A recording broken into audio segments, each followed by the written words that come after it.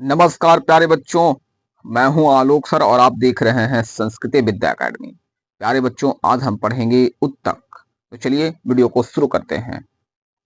उससे पहले अगर आपने हमारे चैनल को सब्सक्राइब नहीं किया है तो चैनल को सब्सक्राइब कर लीजिए और अपने दोस्तों के साथ शेयर कर दीजिए। सोशल मीडिया लिंक दिए गए हैं, वहां से आप जाकर के सोशल मीडिया पर जुड़ सकते हैं। चलिए, तो आज के इस वीडियो में हम पढ़ेंगे उत्तक। इससे पहले अगर आपने कोशिका का वीडियो नहीं देखा है, जो कि पहला चैप्टर है, वो अगर आपने कोशिका नहीं देखा है तो आप वीडियो को डिस्क्रिप्शन में लिंक दिया गया है, आप जाकर वहां से देख सकते हैं। चलिए, अब हम समझते हैं उत्तक को। उत्तक हमारे आसपास जितने भी जीव हैं, जो भी जीव हैं हमारे आसपास, उनका शरीर कोशिकाओं से बना होता है, जो कि हम पिछले वीडियो में आपको बताए हैं, है ना, जिसको सेल्स बोला जाता है इंग्लिश में। तो जितने भी जीव होते हैं, उस सब का शरीर जो होता है कोशिकाओं से बना होता है। कुछ जीवों के शरीर में केवल एक ही कोशिका होती है, सिर्फ सिंगल सेल होता है, जिसको हम एक कोशिका कहते हैं। जैसे अमीबा, पैरामीशियम आदि, ये सब क्या होते हैं, एक कोशिकीय जीव होते हैं, सिर्फ इसमें सिंगल सेल्स होता है ना, इसलिए इसको एक कोशिकीय जीव कहते हैं। यानी जैसे अमीबा और जो पैरामीशियम है, ये क्या है, एक कोशिकीय जीव है ना। तो ये अपने जो ये जीव अपने जीवन के सभी काम उसी एक कोशिका से कर लेते हैं, मतलब सिर्फ एक ही कोशिका से ये सारे काम करते हैं, है ना। लेकिन बड़े जीवों में बहुत सारी कोशिकाएं होती है, जो कि हम पिछले वीडियो में आपको बताए ही हैं कि कैसे कोशिकाओं किसमें क्या कितना होता है। ठीक है, लगभग 50 केजी का अगर मानव अगर होता है तो उसमें क्या होता है, लगभग 50 लाख करोड़ कोशिकाएं पाया जाता है ना। तो इस प्रकार से तो बहुत सारी कोशिकाएं पाई जाती है जितने भी बड़े जीव होते हैं उसमें, है ना, जिन्हें क्या कह सकते हैं, बहुकोशिकीय जीव कहते हैं। जिसमें बहुत सारा कोशिका पाया जाता है उसको हम बहुकोशिकीय जीव कहते हैं। जैसे पौधे हो गया, मनुष्य हो गया, जानवर है, तो ये सब क्या है, बहुकोशिकीय जीव है। और इन जीवों में अलग अलग काम करने, जैसे खाना खाना या खाना पचाना, सांस लेना, चलना आदि, ये सब क्या है, अलग अलग कोशिकाएं मिलकर करती है ना। सिंगल नहीं करता, सब मिलकर यहाँ पे कोशिकाएं काम करती है, अलग अलग काम करती है। और इसे ही क्या कहा जाता है, श्रम विभाजन करते हैं। विभाजन मतलब बांटना। तो सब अलग अलग कोशिका अलग अलग क्या करता है, काम करता है। ठीक है, तो इसे ही क्या कहा जाता है, श्रम विभाजन कहते हैं। जब एक जैसे आकार और काम करने वाली कोशिकाएं एक साथ मिलकर रहती है और एक ही तरह का काम करती है, तो उस कोशिकाओं के समूह को हम क्या कहते हैं, उत्तक कहते हैं। क्या बताया गया कि जब एक जैसे आकार और काम करने वाली कोशिकाएं एक साथ मिलकर रहती है ना, जो भी क्या कोशिका है, वो सब क्या रहता है, मिलकर रहता है और एक ही तरह का काम करती है, तो उस कोशिका को हम, उस समूह कोशिका को, है ना, उस कोशिका के समूह को हम उत्तक कहते हैं। यानी हम कह सकते हैं कि समान उत्पत्ति और समान कार्य करने वाली, समान कार्य यानी काम को करने वाली कोशिकाएं को हम समूह को क्या कहते हैं, उत्तक कहते हैं। तो ये रहा उत्तक का डिफिनेशन, है ना, जो कि बहुत ही आसान और बहुत ही सरल है। ठीक है, ध्यान देने वाली बात यह है कि पौधों और जानवरों की कोशिकाओं की मूल संरचना लगभग एक जैसी होती है। जो पौधा और जो जानवर होता है, उसमें कोशिकाएं क्या होती है, एक जैसी होती है, उसकी बनावट एक जैसी होती है ना। लेकिन जब ये कोशिकाएं मिलकर एक उत्तक और उससे भी बड़े स्तर पर काम करती है, तो पौधों और जानवरों के उत्तक अलग अलग पाए जाते हैं। ठीक है, यानी उत्तक समान उत्पत्ति और समान कार्य को संपादित करने वाले कोशिकाओं के समूह को हम उत्तक कहेंगे। तो ये रहा उत्तक का परिभाषा और उसके इंट्रोडक्शन, यानी जितने भी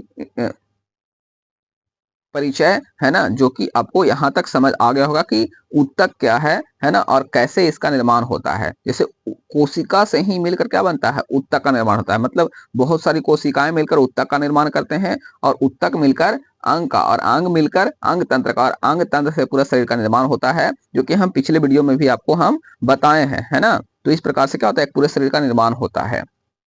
अब हम लोग समझेंगे पादप उत्तक, यानी जो प्लांट टिश्यू होता है। पादप मतलब होता है प्लांट। जैसे ही अगर पादप अगर आ जाए तो समझना है कि क्या है, वो पौधे के बारे में बात हो रहा है, यानी प्लांट टिश्यू के बारे में बात हो रहा है ना।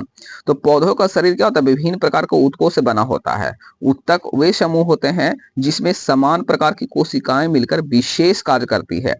पादप उत्तक कोशिकाओं में विभाजन की क्षमता के आधार पर दो मुख्य प्रकार हैं, है ना। क्या बताया कि पादप उत्तक कोशिकाओं में विभाजन के आधार पर, है ना, कोशिकाओं में विभाजन के आधार पर कितने प्रकार, तो दो प्रकार होता है। कितने प्रकार, दो प्रकार। पहला है विभाज्योतिकी उत्तक, है ना, जिसको बोलते हैं मेरिस्टेमिक टिश्यू और दूसरा होता है अस्थायी उत्तक यानी परमानेंट टिश्यू। ठीक है, तो ये दो प्रकार के क्या होते हैं, ये ये कोशिका के विभाजन करने के आधार पर क्या होता है, पादप उत्तक के दो प्रकार होता है ना। पहला जो बताया गया ये है विभज्योति उत्तक और दूसरा है अस्थायी उत्तक। ठीक है, अब समझते हैं विभज्योति उत्तक क्या होता है। तो विभज्योति उत्तक जीवित कोशिकाओं से बना होता है। किससे बना होता है, जीवित कोशिकाओं से। और इसकी सबसे बड़ी विशेषता यह है इसकी कोशिकाएं लगातार विभाजित होते रहती है, मतलब बढ़ते रहता है इसका कोशिका हमेशा। इसकी कोशिकाएं छोटी, अंडाकार या बहुभुजी होती है और उनकी दीवार सेलुलोज से बनी होती है। किससे, तो सेलुलोज से इसका बना होता है विभज्योति उत्तक का, है ना। जो शरीर इसका होता है, दीवार होता है, ये सेलुलोज से इसका बना होता है। और यह उत्तक पौधों की वृद्धि में महत्वपूर्ण भूमिका निभाता है। जो विभज्योति उत्तक है ये क्या कहता है, पौधों की वृद्धि के लिए बहुत उपयोगी है, यानी पौधों की वृद्धि के लिए बहुत ही महत्वपूर्ण है। ठीक है, अब आगे समझिए विभज्योति उत्तक को तीन भाग में बांट दिया गया है ना। विभज्योति उत्तक को कितने भाग में, तीन भागों में बांटा जा सकता है। पहला है जो है शीर्ष विभज्योति उत्तक यानी अपिलियर मेरिस्टेमिक, है ना, टिश्यू, जो तने और जड़ से सिर पर पाया जाता है ना। क्या बोला गया, तने और जड़ के सिरे पर पाया जाता है। तने और कहाँ पाया जाता है, तने और जड़ के सिरे पर पाया जाता है शीर्ष विभज्योति उत्तक, है ना। शीर्ष मतलब हो जाता है ऊपर, है ना, तो वही है तना और जड़। ठीक है, इसकी वजह से पौधे की लंबाई बढ़ती है और यह उत्तक नई कोशिकाएं बनाता है। ठीक है, ये क्या करता है, जो शीर्ष विभज्योति उत्तक है ये क्या करता है, नई कोशिकाएं बनाता है और उन्हें अस्थायी रूप में, है ना, अस्थायी उत्तक में बदल देता है। ठीक है, तो ये रहा इसका कार्य, है ना। और दूसरा है पार्श्व विभज्योति उत्तक, जिसको बोलते हैं लेटरल मेरिस्टेमेटिक, है ना, टिश्यू, जो तने और जड़ के साइड में पाया जाता है। कहाँ पाया जाता है, तो तने और जड़ के साइड में पाया जाता है और इसकी मदद से पौधों की चौड़ाई बढ़ती है। ठीक है, क्या बढ़ती है, चौड़ाई बढ़ती है और यह संवहन उत्तक बनाता है जो पौधों में भोजन और पानी का परिवहन करता है, यानी पौधे और भोजन का ट्रांसपोर्टेशन होता है, जो पार्श्व विभज्योति की उत्तक यानी लेटरल मेरिस्टेमेटिक टिश्यू करता है। ठीक है, तो आई होप आपको यहाँ तक समझ में आ गया होगा। तीसरा समझिए, तीसरा है अंतर्वेशी विभज्योति उत्तक यानी इंटरचैलरी मेरिस्टिक टिश्यू। ठीक है, कह रहा है कि जो अस्थायी उत्तक बीच स्थित होता है, जो अस्थायी उत्तक के बीच में, जो अस्थायी उत्तक क्या होता है, बीच में स्थित होता है, यह उत्तक वृद्धि करके अस्थायी उत्तक में परिवर्तन हो जाता है ना, परिवर्तित हो जाता है। अस्थायी उत्तक में क्या होता है, परिवर्तित हो जाता है और पौधों की लंबाई बढ़ाने में सहायता करता है। तो ये अंतर्वेशी विभज्योति उत्तक कहलाता है। ठीक है, तो इस प्रकार से हम कह सकते हैं कि विभज्योति उत्तक पौधों के विकास और वृद्धि का मुख्य कारक है ना, कारण है। और यह उत्तक नए उत्तक बनाने की क्षमता रखने के कारण पौधे की लंबाई और चौड़ाई में बढ़ने में मदद करता है ना। तो इसको हम विभज्योति उत्तक के बारे में हम समझ गए, है ना। आई होप आपको ये समझ में आ गया होगा कि विभज्योति उत्तक क्या है और इसका क्या काम है पौधों में। ठीक है, अब हम आगे समझते हैं।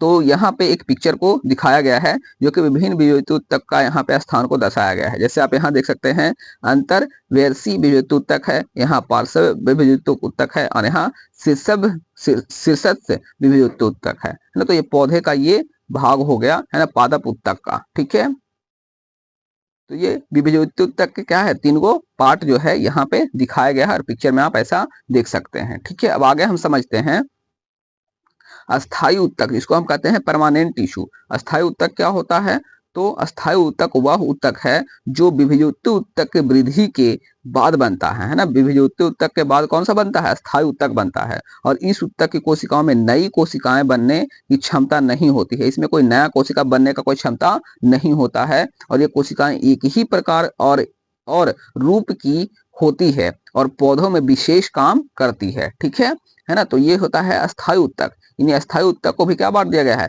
सरल अस्थायी उत्तक में बांटा गया है, यानी सिंपल परमानेंट टिश्यू।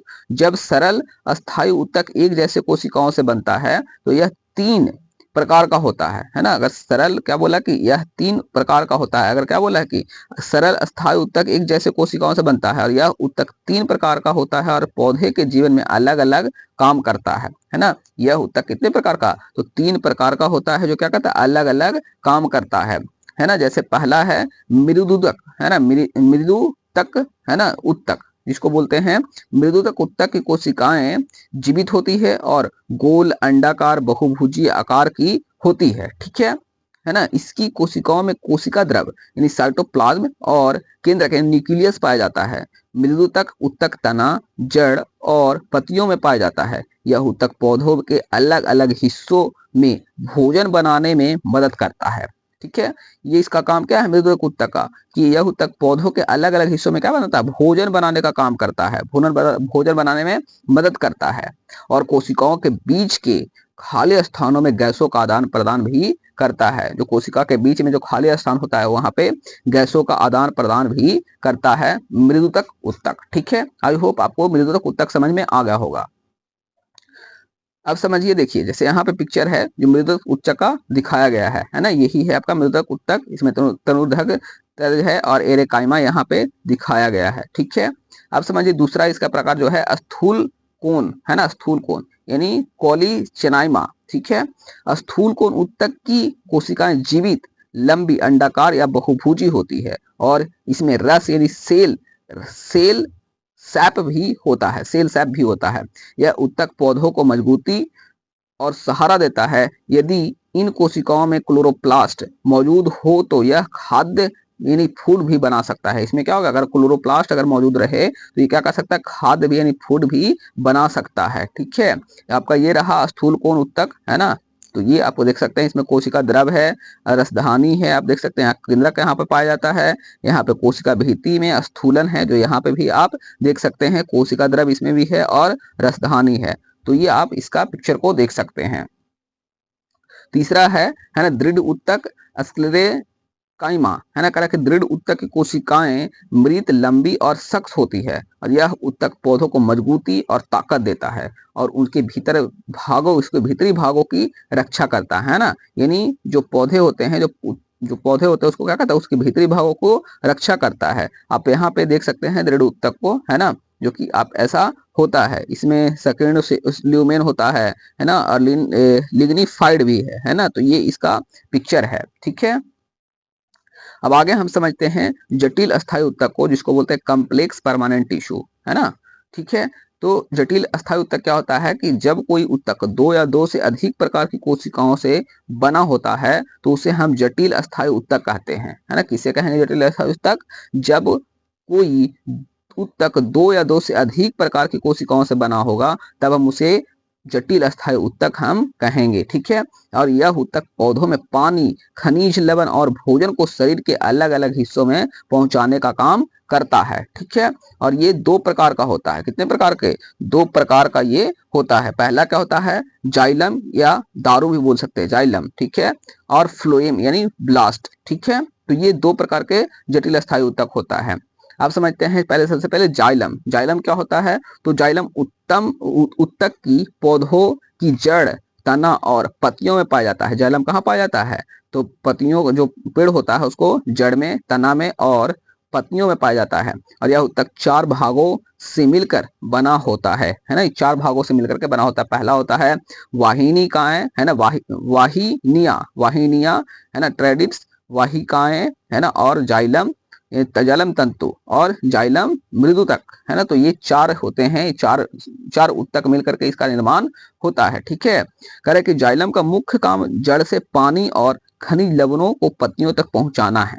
जाइलम का मुख्य कार्य क्या है, तो इसका जड़ से क्या करता है, पानी लेता है और पूरा और खनिज लवण लेता है और पत्तियों तक पहुंचाता है। तो इसका किसका, जाइलम का ये काम होता है, पानी और खनिज लवणों को पहुंचाना। ठीक है, इसके अलावा यह पौधों को मजबूती और सहारा भी देता है। इसके अलावा इसका काम क्या है, मुख्य काम, तो इसका ये कहता है कि जो पौधे होते हैं उसको सहारा देता है और मजबूती भी देता है। ठीक है, तो आई होप आपको जाइलम समझ में आ गया होगा। अब आगे समझते हैं है ना, जो कि यहाँ पे ऐसे पिक्चर को दिखाया गया है जाइलम को, देख सकते हैं आप यहाँ पे है ना। ये है वाहिका है यहाँ पे, वाहिनिका, ये है वाहिका, और यहाँ पे है जाइलम तंतु, और ये हो गया जाइलम मृदुतक। ठीक है, जो कि इसमें केंद्रक को भी देख सकते हैं और कोशिका द्रव भी इसमें है। ठीक है,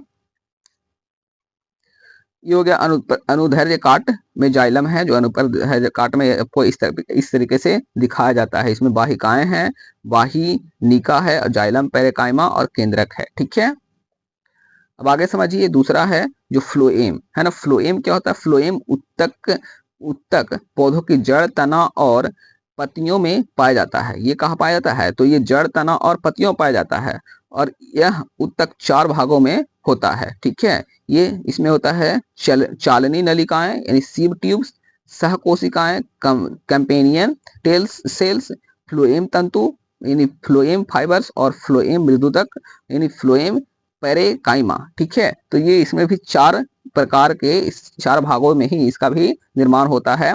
करे फ्लोएम का मुख्य काम पत्तियों में बने भोजन को पौधों के अन्य हिस्सों तक पहुंचाना होता है ना। इसका काम होता है क्या? यहाँ जो पढ़े आप, इसमें इसका मुख्य काम है जड़ से पानी और खनिज लवणों को पत्तियों तक पहुंचाना। पर इसका जो काम है, ये क्या करता है कि जो बना हुआ खाना होता है उसको अन्य भागों में पहुंचाने का काम करता है फ्लोएम। और संचय अंग और पौधे के वृद्धि क्षेत्र जहां इसकी जरूरत होती है वहां तक क्या करता है? खानों को पहुंचाता है, भोजन को पहुंचाता है। ठीक है, अन्य भागों तक इसको पहुंचाता है। ठीक है, आई होप आपको फ्लोएम समझ में आ गया होगा। आगे जैसे यहाँ देख सकते हैं अनुदैर्ध्य काट में फ्लोएम, अनुदैर्ध्य काट में फ्लोएम को आप यहाँ पे पिक्चर में भी देख सकते हैं, है ना। तो एक दृष्टि में हम ये देख सकते हैं पादप उत्तक को कि यहाँ जो आपका है, यहाँ पादप उत्तक को आप बांट सकते हैं कि विभज्योति उत्तक हो गया जो 3 भागों में बांटा गया है, शीर्षस्थ और पार्श्व और अंतर्वेशी। वहीं जो स्थायी उत्तक है इसको 2 भागों में बांटा गया है, सरल उत्तक और जटिल उत्तक। सरल उत्तक को 3 भागों में बांटा गया है, मृदु उत्तक, स्थूलक कोण और दृढ़ उत्तक। वहीं जटिल उत्तक को 2 भागों में गैमा और फ्लोएम को बांटा गया है। तो ये रहा पूरा का पूरा आपका पादप उत्तक के बारे में, है ना। आई होप आपको पादप उत्तक पूरा समझ में आ गया होगा। अब हम चलते हैं आगे की ओर। अब हम समझते हैं जंतु उत्तक के बारे में, यानी एनिमल टिश्यू के बारे में हम समझेंगे, है ना। तो अगर वीडियो पसंद आ रहा है, अगर वीडियो अच्छा लग रहा है तो वीडियो को लाइक भी करें और शेयर भी करें। आप लोग कुछ भी ऐसा नहीं करते हैं ना, हमारे चैनल को सब्सक्राइब करते हैं ना वीडियो को लाइक करते हैं, तो प्लीज वीडियो को लाइक और शेयर जरूर करते रहिए, है ना। ऐसा अगर कंटेंट चाहिए और इसका पीडीएफ चाहिए तो मुझे मैसेज करें, कमेंट करके जरूर बताएं। ठीक है, अब हम पढ़ते हैं जंतु उत्तक के बारे में, एनिमल टिश्यू के बारे में। ठीक है, तो क्या होता है कि बहुकोशिकीय जंतुओं के शरीर में अलग अलग काम करने के लिए कोशिकाएं समूह बनाकर काम करती है। जो भी बहुकोशिकीय जंतु है वो क्या होता है कि उस काम करने के लिए अलग अलग क्या होता है, कोशिका समूह होता है जो मिल करके काम को करता है। और इन समूहों को ही हम क्या कहते हैं, उत्तक कहा जाता है ना, जो कि हम पहले ही बता दिए थे कि उत्तक किसे कहा जाता है। ठीक है, तो ये जो समूह होता है कोशिका का जो अलग अलग काम करता है मिलकर के, उसी को हम क्या कहते हैं, उसी को हम उत्तक कहते हैं। तो जंतुओं में मुख्य रूप से 4 प्रकार के उत्तक पाया जाता है। कितने प्रकार के? जंतुओं में मुख्य रूप से कितने प्रकार के? 4 प्रकार का उत्तक पाया जाता है। पहला होता है उपकला उत्तक। पहला उपकला, जिसको हम कहते हैं इपिथीलियम टिश्यू। क्या कहा जाता है? इपिथीलियम टिश्यू के भी नाम से इसको जाना जाता है। ठीक है, तो यह शरीर और अंगों की सतह को ढकते हैं और आंतरिक अंगों की भीतरी सतह को भी ढकते हैं। ठीक है, तो उपकला यह कहलाता है। यह शरीर को सुरक्षा देते हैं और पदार्थों के आदान प्रदान में मदद करता है। तो ये हो गया उपकला के बारे में, उपकला उत्तक के बारे में, जिसको हम एपिथेलियम टिश्यू भी कहते हैं, है ना। आगे समझिए, ये दूसरा है जो कि संयोजी उत्तक होता है, यानी कनेक्टिव टिश्यू। कनेक्टिव टिश्यू क्या होता है? तो यह उत्तक शरीर से अलग अलग अंगों और भागों को जोड़कर रखते हैं, जैसे रक्त, हड्डी, उपास्थि जिसको कार्टिलेज कहते हैं, वसा यानी फैट। तो ये सब क्या करता है कि ये सभी अंगों को और भागों को जोड़कर रखे रखता है संयोजी उत्तक। तीसरा है ना पेशी उत्तक यानी मस्कुलर टिश्यू। ये क्या करता है? तो यह उत्तक गति और चलने फिरने में मदद करता है ना। अगर चलने फिरना अगर है तो पेशी उत्तक ही होता है जो मदद करता है चलने फिरने में। ये सिकुड़ते हैं और फैलते हैं जिससे अंगों की गति संभव हो पाती है ना। तो अगर चलना फिरने में अगर मदद कर रहा है तो ये क्या कर रहा है? पेशी उत्तक ही होता है जो मदद करता है।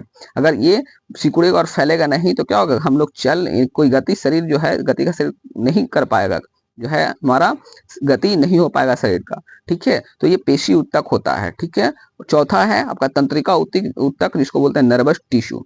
यह उत्तक शरीर और मस्तिष्क के बीच संदेश पहुंचाने का काम करता है। ठीक है, जो तंत्रिका उत्तक है, नर्वस सिस्टम, ठीक है, ये क्या करता है? यह उत्तक शरीर और मस्तिष्क के बीच में संदेश पहुंचाने का काम करता है, मैसेज पहुंचाने का काम करता है। इससे हम किसी भी उत्तेजना यानी स्टिमुलस का उत्तर रिस्पॉन्स दे पाते हैं। कोई भी अगर हमको जैसे खट्टा लगा, मीठा, जो जैसे आग मतलब हमको लगता है, गर्मी लगता है, ठंडा लगता है, तो क्या करता है, हमको तुरंत मैसेज देता है ब्रेन को, है ना, और यही हमको बताता है कि आपको ठंडा लग रहा है या गर्मी लग रहा है, या फिर और भी कोई महसूस जो चीजें होती है वो हमको तंत्रिका ऊतक से ही पता चल पाता है। ठीक है, मतलब हम इसमें किसी भी उत्तेजना को, स्टिमुलस को और उत्तर यानी रिस्पॉन्स को हम इसलिए दे पाते हैं कि यहाँ पे तंत्रिका ऊतक जो होता है मैसेज देता है, संदेश देता है मस्तिष्क को, है ना, दिमाग को, ब्रेन को जो होता है मैसेज देता है। ठीक है, ठीक है, तो आपको यहाँ तक तंत्रिका ऊतक समझ में आ गया होगा, है ना, कोई दिक्कत नहीं होगी। तो हम कह सकते हैं कि जो जंतु ऊतक होते हैं वे कोशिकाओं के समूह हैं जो मिलकर एक समान कार्य करते हैं। बहुकोशिकीय जंतुओं में 4 मुख्य प्रकार के ऊतक पाए जाते हैं: उपकला, संयोजी, पेशी और तंत्रिका। ठीक है, यहाँ आप समझते हैं उपकला ऊतक को, जिसको हम एपिथेलियम टिश्यू के नाम से भी पीछे हम पढ़े भी है ना और समझे भी। तो एक एक करके हम यहाँ पे समझ लेते हैं कि ये क्या है और इसका मुख्य कार्य क्या है। तो एपिथेलियम यानी उपकला ऊतक टिश्यू यानी एपिथेलियम टिश्यू, तो यह ऊतक हमारे शरीर और अंगों को बाहरी परत और आंतरिक अंगों की भीतरी सतह को ढकता है ना। क्या करता है ये, तो जो बाहरी परत है और आंतरिक अंगों है ना, उसकी भीतरी सतह को ढकता है, भीतरी सतह को ढकने का काम करता है।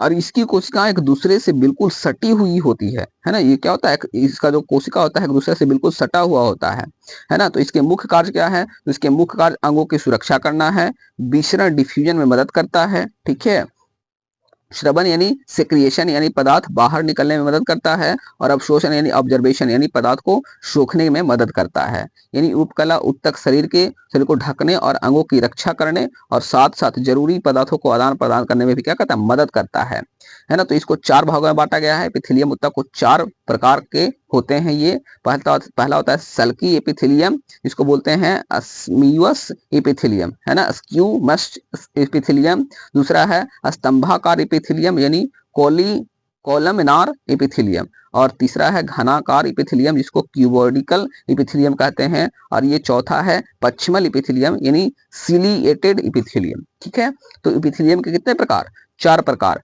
कमेंट करके जरूर लिखिएगा एपिथेलियम के कितने प्रकार होते हैं, सबका नाम जरूर लिखिएगा, तभी आपको ये ऐसे हमेशा के लिए याद रहेगा। ठीक है, हम यहाँ पिक्चर में देख सकते हैं सल्की या सल्काव एपिथेलियम है जो इस प्रकार से होता है, क्यूबाइडल एपिथेलियम है जो इस प्रकार से होता है, स्तंभाकार एपिथेलियम जो इस प्रकार से है, और पश्चिमल एपिथेलियम जो है इस प्रकार से है। तो विभिन्न जो एपिथेलियम के ऊतक के प्रकार हैं यहाँ पे पिक्चर में आप देख सकते हैं। ठीक है, आई होप आपको यहाँ तक समझ में आ गया होगा, कोई दिक्कत नहीं है। अब आगे समझिए दूसरा जो है संयोजी ऊतक, है ना। क्या है संयोजी ऊतक, यानी कनेक्टिव टिश्यू। कनेक्टिव टिश्यू यानी संयोजी ऊतक क्या होता है, तो यह ऊतक शरीर के अंगों और ऊतकों को आपस में जोड़कर रखता है ना। क्या रखता है, यह ऊतक के शरीर के अंगों और ऊतकों के आपस में जोड़ करके रखता है ना, और उन्हें सहारा देता है। क्या करता है, सहारा देने का काम करता है। यह अलग अलग रूपों में पाया जाता है ना। जो यह होता है, जो संयोजी ऊतक है, यह ऊतक शरीर के अंगों और ऊतकों को आपस में जोड़कर रखता है।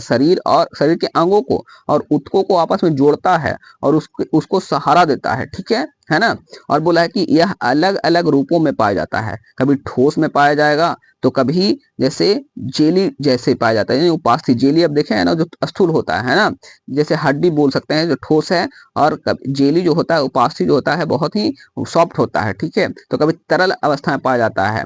ठीक है, रक्त जैसे बोल सकते हैं, है ना, और कभी कठोर भी हो जाता है। तो संयोजी ऊतक क्या है, ये अलग अलग रूपों में पाया जाता है। ठीक है, कोई दिक्कत यहाँ तक नहीं है। अब हम आगे समझते हैं इसके मुख्य काम को। तो मुख्य काम इसको क्या है, तो अंगों और ऊतकों को जोड़ना है, उन्हें सहारा यानी सपोर्ट देना है, शरीर के अंगों के बीच खाली जगह को भरना है। ठीक है, तो इसके मुख्य काम ये हो गए, और ये 3 प्रकार के होते हैं। पहला वास्तविक संयोजी ऊतक होता है यानी प्रॉपर कनेक्टिव टिश्यू, दूसरा होता है कंकाल ऊतक यानी स्केलेटन टिश्यू, तीसरा होता है तरल ऊतक यानी फ्लूइड टिश्यू। ठीक है, अब हम पहला समझ लेते हैं वास्तविक संयोजी ऊतक। वास्तविक संयोजी ऊतक मुख्यतः 5 प्रकार के होते हैं। वास्तविक संयोजी ऊतक कितने प्रकार के हैं, मुख्य रूप से 5 प्रकार का होता है। पहला आता है एरियोलर ऊतक, है ना, जिसमें कह रहा है कि इस ऊतक में एक द्रव जैसा पदार्थ होता है जिसमें कई तरह की कोशिकाएं और 2 प्रकार के तंतु पाए जाते हैं। ठीक है, पहला होता है उसमें श्वेत तंतु, इसको व्हाइट फाइबर से यानी मजबूती देते हैं ये, और इस पीले तंतु जिसमें येलो फाइबर इसको बोलते हैं, ये लचक लचीलापन देते हैं। ठीक है, इसके मुख्य काम क्या है, तो त्वचा को मांसपेशियों से जोड़ना, दो मांसपेशियों को आपस में जोड़ना। ठीक है, तो इसका मुख्य काम ये हो गया, यानी एरियोलर ऊतक शरीर में जोड़ने और सहारा देने का काम करता है। जबकि यहाँ पे आप पिक्चर में देख सकते हैं एरियोलर ऊतक को। ठीक है, जिसमें श्वेत तंतु होते हैं, फाइब्रोब्लास्ट होता है, मैट्रिक्स होता है, प्लाज्मा कोशिका, पीला तंतु, हिस्टोसाइट्स और लिफ्रोसाइट्स और मास्ट कोशिका इसमें मौजूद होता है। ठीक है, तो ये आपको यहाँ तक समझ में आ गया होगा। आगे समझिए, हम लोग वसा संयोजी ऊतक यानी एडिपोज टिश्यू। इस ऊतक की कोशिकाएं गोल या अंडाकार होती है और इसके अंदर वसा यानी फैट की बूंदे भरी होती है ना। इसके मुख्य काम क्या होते हैं, तो ये शरीर में भोजन यानी ऊर्जा को संग्रहित करता है ना। ये अंगों को बाहरी चोट से बचाता है, शरीर को गर्मी से बचाता है ना।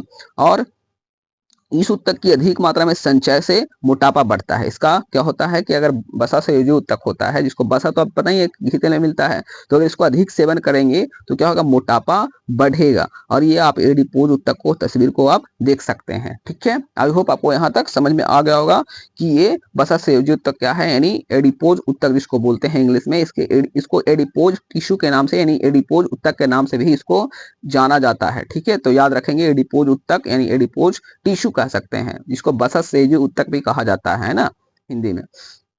अब आगे समझिए, दूसरा श्वेत तंतुमय ऊतक यानी व्हाइट फाइबरस टिश्यू। क्या होता है कि इस ऊतक में श्वेत तंतु यानी व्हाइट फाइबर्स एक दूसरे के समानांतर यानी पैरेलल बने रहते हैं और इसके बीच कोशिकाएं बिखरी हुई होती है। ठीक है, इसका मुख्य काम क्या है, तो यह ऊतक टेंडन यानी स्थानीय बनाता है और यह टेंडन मांसपेशियों को हड्डियों से क्या करता है, जोड़ता है। आप यहाँ पे श्वेत तंतुमय ऊतक को देख सकते हैं, इसमें मैट्रिक्स पाया जाता है और श्वेत तंतुमय गुच्छ है यहाँ पे जो आप देख सकते हैं। ठीक है, घ है पीला तंतुमय ऊतक। ये क्या होता है, ये फाइब्रस येलो फाइब्रस टिश्यू होता है। इस ऊतक में पीले तंतु यानी येलो फाइबर मोटे होते हैं और इसके बीच में एक कोशिकाएं बिखरी हुई रहती है। ठीक है, इसके मुख्य काम क्या है, तो यह ऊतक लिगामेंट बनाता है। ये लिगामेंट हड्डी को हड्डी से जोड़ने का काम करता है। यहाँ पे पीला तंतुमय ऊतक आप देख सकते हैं। अड़ा जो है जालबन संयोजी ऊतक यानी रेटिकुलर कनेक्टिव टिश्यू। ये क्या होता है, तो इस ऊतक में तारनुमा यानी स्टार शेप्ड कोशिकाएं होती है जो आपस में मिलकर जाल यानी नेटवर्क जैसी बनाती है। यहाँ कहाँ पाया जाता है, ये तो यकृत में पाया जाता है और अस्थि मज्जा में पाया जाता है। इसके मुख्य काम क्या है, तो शरीर में समर्थन यानी सपोर्ट और सहारा देने का काम करता है और रक्त यानी कोशिकाओं के निर्माण में मदद करता है। क्योंकि अस्थि मज्जा में यह होता है, इसलिए यह क्या होता है, रक्त कोशिकाओं के निर्माण में मदद करता है। आगे आपका यहाँ पे जालवन कोशिका को देख सकते हैं, जो प्रोटोप्लाज्मीय पदार्थ इसमें है, केंद्रक है और जालवन कोशिका है, जो कि पिक्चर में आपको ऐसा दिखेगा। आगे समझते हैं हम लोग अब कंकाल ऊतक को। कंकाल ऊतक बहुत ही इंपॉर्टेंट है, बहुत ही समझने लायक है। कंकाल जिसको हम बोलते हैं स्केलेटन सिस्टम है ना, स्केलेटन टिश्यू बोलते हैं, स्केलेटन टिश्यू। ठीक है, स्केलेटन टिश्यू तो यह शरीर को सहारा देता है और अलग अलग ऊतकों यानी टिश्यू को मजबूती से जोड़ कर रखता है। यह शरीर के अंदर पाया जाता है और हमें आकार और मजबूती देता है। अगर कंकाल अगर नहीं रहेगा हमारे शरीर में तो हमारा आकार नहीं रहेगा, है ना, रुए की तरह या फिर हम गेंदरे की तरह जिसको बोलते हैं ना, मतलब स्थूल हो जाएंगे, हमारा कुछ बॉडी का स्ट्रक्चर नहीं बन पाएगा, कोई शेप नहीं बन पाएगा। तो कंकाल ऊतक ही क्या करता है, हमारे बॉडी को शेप देता है, आकार देता है। ठीक है, ये दो प्रकार का होता है। पहला उपस्थित यानी कार्टिलियस होता है और अस्थि होता है, जिसको बोन कहते हैं। उपस्थित यानी कार्टिलेज जिसको बोलते हैं, जैसे आप कभी कभी जैसे कान की हड्डी है उसमें क्या पाया जाता है, कार्टिलेज होता है। ठीक है, वो जो सॉफ्ट होता है, तो क्या है कि कार्टिलेज का मैट्रिक्स नरम और लचीला होता है ना, मतलब बहुत ही सॉफ्ट होता है। इसमें बहुत पतले और महीन कोलेजन तंतु होते हैं। इसके चारों ओर कोशिकाओं को ढकने वाला तरल पदार्थ भरा होता है। उपस्थित अस्थियों को जोड़ को चिकना बनाता है और यह नाक, श्वास नली, है ना, पाइप कान में आदि में पाया जाता है। बताया गया ना, देखो नाक में, श्वास नली में और कहाँ पाया जाता है, कान में। जैसे कान को छूते हैं तो क्या है, वहां पे कार्टिलेज है वो। ठीक है, अब आगे समझते हैं, है ना। यहाँ पे देखिए हाइलिन उपास्थि का अनुप्रस्थ काट को पिक्चर को दिखाया गया है। ठीक है, आप इसमें देख सकते हैं, यहाँ पे जो हाइलिन उपास्थि का अनुप्रस्थ काट यहाँ पे है। अब आगे समझते हैं अस्थि, जो कि हड्डी यानी बोन जिसको बोलते हैं, है ना। तो बोन क्या होता है, अस्थि की कोशिकाएं कठोर मैट्रिक्स में रहती है। इसमें कैल्शियम फॉस्फेट के लवण होते हैं। किसमें, हड्डी में यानी बोन में कैल्शियम और फॉस्फेट के लवण होते हैं, जो इसे मजबूत और सख्त बनाते हैं। ठीक है, मतलब जो हड्डी मजबूत होता है तो कैल्शियम और फॉस्फेट की वजह से ही होता है। ठीक है, आप यहाँ पे स्तनी हड्डी, अनुप्रस्थ काट और एक अस्थि कोशिका को देख सकते हैं। ठीक है, आगे समझते हैं तरल उत्तक। तरल उत्तक यानी रक्त एवं लसिका को तरल संयोजी उत्तक कहते हैं। किसको कहा जाता है तरल संयोजी उत्तक? तो रक्त एवं लसिका को क्या कहते हैं? तरल संयोजी उत्तक कहते हैं।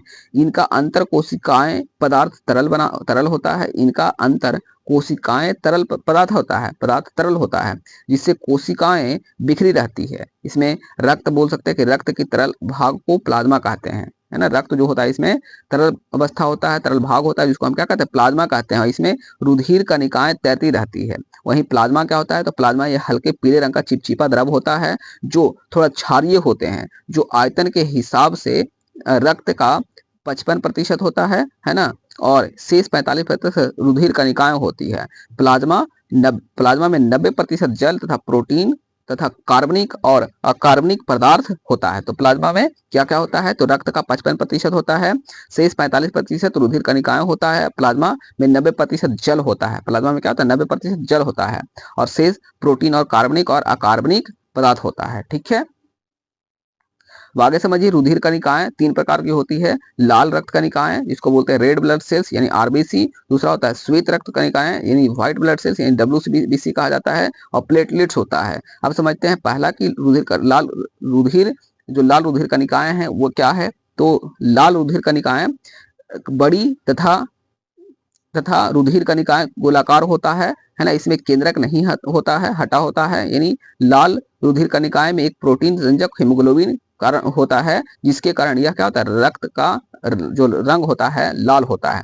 यानी लाल रक्त कणिकाएं में क्या होता है? हीमोग्लोबिन पाया जाता है, हीमोग्लोबिक रंगजक पाया जाता है, जिसके कारण जो खून का रंग है वो लाल होता है। ठीक है, श्वेत रक्त कोशिकाएं, जिसको व्हाइट ब्लड सेल्स कहते हैं, ये अनियमित आकृति की केंद्रक विवृत और हेमोग्लोबिक रहित है। इसमें श्वेत रुधिर कणिकाएं जीवाणुओं को नष्ट करने का कार्य करता है, मतलब ये मजबूती प्रदान करता है बॉडी को, शरीर को मतलब स्ट्रॉन्ग करता है। प्लेटलेट्स क्या होता है? तो प्लेटलेट्स सूक्ष्म रंगहीन केंद्रहीन कुछ गोलाकार रचना होता है। ये रक्त को थक्का बनने में मदद करता है। ठीक है, रक्त को थक्का बनने में क्या करता है? ये मदद करता है। जैसे यहाँ पे मेढक की रक्त कोशिकाएं को यहाँ पे आप देख सकते हैं। ठीक है, जो कि यहाँ पे दिए गया है। यहाँ पे स्थनी में रुधिर कणिकाएं हैं, जिसको आप देख सकते हैं। इसमें प्लाज्मा, बेसोफिल और अनेक प्रकार के केंद्रक, लाल प्लेटलेट सब इसमें पाया जाता है। इस प्रकार से आप पिक्चर को देख करके समझ सकते हैं। अब समझते हैं लसिका यानी लाइम फिल्म क्या होता है। लसिका एक वर्णहीन द्रव है। इसमें रक्त से कम मात्रा में कैल्शियम फास्फोरस पाया जाता है। लसिका पोषक पदार्थों का परिवहन करता है तथा संक्रमण से हमारी सुरक्षा करता है, मतलब हमको संक्रमण होने से, बीमारी होने से बचाता है ना लसिका। अब आगे समझते हैं हम लोग पेशी उत्तक के बारे में। यहाँ तक अगर वीडियो आपको समझ आया है तो वीडियो को लाइक करें, शेयर करें और चैनल को सब्सक्राइब करना ना भूलें। फिर हम लोग इसको और भी विशेष रूप से पढ़ेंगे अलग अलग चैप्टर को, और अगले वीडियो में हम इसका प्रश्न उत्तर को सभी करेंगे, अति लघु, लघु, जो भी MCQ सब करेंगे हम लोग। तो चलिए समझते हैं पेशी उत्तक को। तो पेशी उत्तक क्या होता है? जंतु शरीर में गति और गतिविधि के लिए पेशी उत्तक बहुत महत्वपूर्ण होते हैं। जंतु शरीर में गति और गतिविधि के लिए जो पेशी उत्तक है बहुत ही क्या है? महत्वपूर्ण है। इसकी मदद से हम चलना, दौड़ना, वस्तु उठाना, बोलना, आंख झपकाना आदि अनेक काम कर पाते हैं। पेशी उत्तक की वजह से ही हम क्या कर सकते हैं? चलते हैं, दौड़ते हैं, वस्तु उठाते हैं या बोलते हैं। जो हम बोल रहे हैं ये क्या? पेशी उत्तक की वजह से, यानी मस्कुलर टिश्यू की वजह से ही है। आंख को झपकाना है तब भी हम पेशी उत्तक का ही हम यूज करते हैं। तो इसका अनेक काम हम लोग जो करते हैं वो क्या करते हैं? पेशी उत्तक की वजह से कर पाते हैं। पेशी उत्तक कोशिकाएं लंबी होती है। जो इसकी पेशी उत्तक की कोशिकाएं होती है जो क्या होती है? लंबी होती है, और इन कोशिकाओं के भीतर एक विशेष प्रकार का तरल पाया जाता है, जिसे हम क्या कहते हैं? सार्कोप्लाज्म कहते हैं, है ना। क्या कहते हैं? जो तरल पदार्थ जो पाया जाता है उसको हम सार्कोप्लाज्म कहते हैं, और यही तरल पेशियों को शक्ति प्रदान करता है, उन्हें सिकुड़ने तथा फैलने में क्या करता है? मदद करता है। ठीक है, आई होप आपको यहाँ तक पेशी उत्तक समझ में आया। यहाँ है आगे पेशी उत्तक मुख्य रूप से 3 प्रकार के होते हैं, जिसमें पहला है अरेखित पेशी उत्तक यानी अनस्ट्रिएटेड मसल्स। यह क्या होता है कि यह हमारी इच्छा से नियंत्रित नहीं होते हैं, जैसे आहार नाल, मूत्राशय, आंख की आइरिस आदि में पाए जाते हैं। अरेखित पेशी उत्तक। दूसरा है रेखिक पेशी उत्तक यानी स्ट्रिएटेड मसल्स। यह हड्डियों से जुड़े रहते हैं और हमारी इच्छा से नियंत्रित होते हैं। ये भुजाओं जैसे पैरों, गर्दन, कमर आदि में पाए जाते हैं। रेखीय पेशी ऊतक, ठीक है। और तीसरा होता है हृदय पेशी यानी कार्डिक मसल, यह केवल हृदय में पाई जाती है और लगातार संकुचन एवं प्रयास करती रहती है ताकि रक्त पूरे शरीर में क्या कर सके, पहुंच सके, है ना। तो हम कह सकते हैं कि पेशी ऊतक शरीर की गति, गतिविधि और जीवन को बनाए रखने में आवश्यक है। इसके बिना न तो हम कोई कार्य कर सकते हैं और न ही रक्त संचार जैसी जीवन की प्रक्रियाएं चल सकती है। तो ये क्या है, पेशी ऊतक बहुत ही इंपॉर्टेंट और बहुत ही जरूरी है हम लोगों के लिए। अब आगे समझते हैं हम लोग। पहला जो है अरेखित पेशी ऊतक यानी अनस्ट्रेड, यानी इसको कहते हैं स्मूथ मसल्स। अरेखित पेशी ऊतक हमारे शरीर के अंदरूनी अंगों में पाए जाते हैं और ये हमारी इच्छा से नहीं चलते बल्कि अपने आप काम करते हैं, है ना। ये पेशियां आंख की आइरिस, वृषण, मूत्र निकाय, वाहिनी, मूत्राशय और आहार नाल, फूड पाइप जैसे इन स्टेन में मिलती है। जब ये पेशी ऊतक सिकुड़ती और फैलती है तो आहार नाल में भोजन आसानी से आगे बढ़ता है और इसी तरह मूत्राशय और नलिकाओं का काम भी चलता है। इन पेशियों की कोशिकाएं लंबी होती है, इसमें पर्याप्त मात्रा में कोशिका द्रव्य यानी साइटोप्लाज्म और केंद्रक होता है, ठीक है। यानी हम कह सकते हैं कि अरेखित पेशी ऊतक शरीर के अंदरूनी काम जैसे भोजन को पचाने में, आगे बढ़ाने और मूत्र बाहर निकालना अपने अपने आप करते हैं, जिन पर हमारा कोई सीधा नियंत्रण नहीं होता है, ठीक है। अरेखित पेशी ऊतक आप यहाँ पे देख सकते हैं, जिसमें साइटोप्लाज्म, केंद्रक और मायोफाइब्रिल है, ठीक है। तो ये रहा आपका अरेखित पेशी ऊतक के तंतु के चित्र और इसके मुख्य काम है, ठीक है। अब हम समझते हैं आगे रेखित पेशी ऊतक और हृदय पेशी। इसको हम रेखित पेशी ऊतक या फिर हम हृदय पेशी भी कह सकते हैं। ये क्या होता है कि जंतु कोशिका में अलग अलग प्रकार के पेशी ऊतक पाए जाते हैं, जिसमें मुख्य रूप से है रेखित पेशी ऊतक और हृदय पेशी ऊतक। रेखित पेशी ऊतक क्या होता है, तो जिसे कंकाल पेशी भी कहा जाता है। रेखित पेशी ऊतक को क्या कहते हैं हम, तो कंकाल पेशी ऊतक भी कहते हैं। यह हमारे शरीर की हड्डियों से जुड़ी रहती है और यह लंबे लंबे रेशों से बनी होती है। इसमें जिसमें क्या होता है, अनेक केंद्रक पाए जाते हैं। ये पेशी हमारी भुजाओं, पैरों, गर्दन और कमर में आदि में पाई जाती है। इन पेशियों की मदद से हम चल फिर सकते हैं, दौड़ सकते हैं, सामान उठा सकते हैं और शरीर की अलग अलग गतिविधियां कर सकते हैं, ठीक है, रेखिक पेशी ऊतक की वजह से, है ना। इसलिए इसे स्वेच्छा से नियंत्रित होने वाली पेशी भी कहा जाता है, क्योंकि हम अपने मन से इसका उपयोग करते हैं, है ना। जैसे जैसे जो भी काम है इसमें, जैसे पैरों को, गर्दन को और कमर आदि में ये सब पाया जाता है पेशी ऊतक, जो हम अपने हिसाब से करते हैं इसको, ठीक है। अब आगे समझिए हृदय पेशी। हृदय पेशी क्या होता है, हृदय पेशी ऊतक केवल हमारे हृदय में पाया जाता है और इसका रेशे जाल की तरह बने होते हैं और इसमें बड़ा अंडाकार केंद्रक होता है। हृदय पेशी का सबसे महत्वपूर्ण गुण यह है कि यह जो होता है लगातार सिकुड़ती और फैलती रहती है। इसी कारण हृदय पूरे जीवन भर बिना रुके रक्त के शरीर को अलग अलग हिस्सों तक पहुंचाता रहता है। यह पेशी हमारे हमारे नियंत्रण में नहीं होती बल्कि स्वतः कार्य करती है। अतः हम कह सकते हैं कि रेखिक पेशी ऊतक हमारे से शरीर की गति और गतिविधियों के लिए आवश्यक है, जबकि हृदय पेशी ऊतक जीवन बनाए रखने के लिए, रक्त संचार को सुचारू रूप से चलाने और सबसे अधिक जरूरी है। दोनों का अपना अपना विशेष महत्व और इसके बिना बिना कोई भी जीव का सामान्य जीवन संभव नहीं है, है ना। तो ये रहा आपका पेशीय रेखिक पेशी ऊतक का चित्र, जो कि आपको इसमें सार्कोलेमा, मायोफाइब्रिल, केंद्रक इसमें आप देख सकते हैं, गाढ़ी पट्टियां और हल्की पट्टियां यहाँ पे आप देख सकते हैं, जो कि चित्र में ऐसा दिखता है। अब है तंत्रिका ऊतक एंड नर्वस सिस्टम, जिसको हम बोलते हैं, है ना, नर्वस सिस्टम। इसमें बोलते हैं कि जंतु के शरीर में मस्तिष्क यानी ब्रेन, मेरुरज्जु और नर्व्स तंत्रिका ऊतक से बने होते हैं। इसका काम होता है शरीर के एक हिस्से से दूसरे हिस्से तक संवेदनाएं यानी सूचनाएं या संदेश को पहुंचाना। तंत्रिका ऊतक सबसे छोटी इकाई को तंत्रिका कोशिका या न्यूरॉन कहा जाता है। जो तंत्रिका ऊतक की सबसे छोटी इकाई होता है उसको हम क्या कहते हैं, तंत्रिका कोशिका या फिर न्यूरॉन कहते हैं, ठीक है। ठीक है, तो यहाँ तक आपको समझ में आ गया, है ना। तो तंत्रिका ऊतक के सबसे छोटी इकाई को क्या कहते हैं, तो हम तंत्रिका कोशिका कहते हैं या फिर हम न्यूरॉन कहते हैं, है ना। तंत्रिका कोशिका को आप पिक्चर में देख सकते हैं, इसको आप कॉपी में अच्छे से इसको ड्रॉ कर लेंगे, बहुत ही इंपॉर्टेंट है, बहुत ही पूछा जाता है हमेशा लगभग, ठीक है। अब आगे हम समझते हैं न्यूरॉन के बारे में। न्यूरॉन क्या होता है, न्यूरॉन यानी जिसको हम बोलते हैं न्यूरॉन इंग्लिश में बोला जाता है, यानी क्या, न्यूरॉन तंत्रिका कोशिका है, यानी क्या है, ये तंत्रिका कोशिका है। इसके मुख्य भाग क्या क्या होता है, तो पहले साइटन होता है यानी सेल बॉडी जिसको बोल सकते हैं, ये क्या काम करता है, तो कोशिका का मुख्य भाग जिसमें केंद्रक होता है, ठीक है। डेट्राइट्स ये क्या होते हैं, ये पेड़ शाखाओं जैसी पतली रचनाएं होती है। इसका काम बाहर से आने वाले संदेश यानी आवेग को ग्रहण करना होता है ना, डेट्राइट्स को, ठीक है। और एक्सॉन क्या होता है, तो यह लंबी नली जैसी बनावट होती है जो संदेश को आगे की ओर पहुंचाती है। ठीक है। जब डेट्राइट्स कोई संदेश लेते हैं तो उसे एक्सॉन के माध्यम से आगे भेजते हैं। एक्सॉन का अंतिम सिरा दूसरे न्यूरॉन के डेट्राइट से जुड़ जाता है और इस तरह